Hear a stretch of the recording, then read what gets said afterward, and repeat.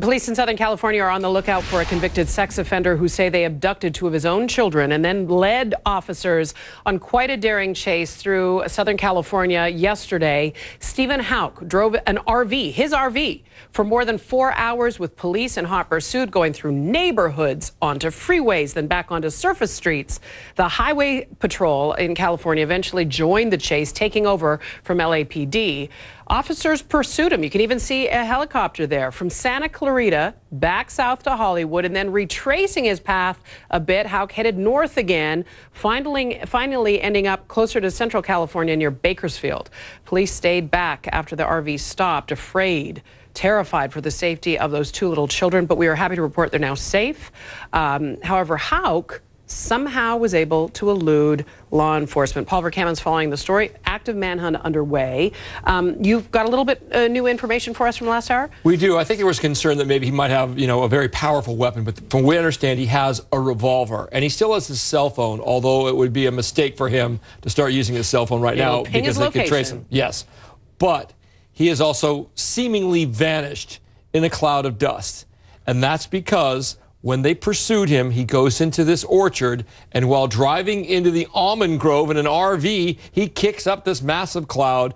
Aerial surveillance can't see both through the trees and through the cloud of dust, and at some point, he's able to elude law enforcement officers who have to stay away because they're fearing the safety of the children, and rightfully so. And they're afraid for the safety of the children because I understand there was some sort of communication with Houck driving inside that RV and someone outside. Was it with law enforcement? Was it family? What do we know? What we know is it started with a domestic dispute in Santa Clarita, so the mother of the children is on the phone with them, fearing the worst. They also say, and he's now accused of making terrorist threats, that he was threatening the children in some way. We know that he's got a gun, so they're talking, and they're very, very concerned for the children at this point. He's also going to get an assault with a deadly weapons charge, I might add.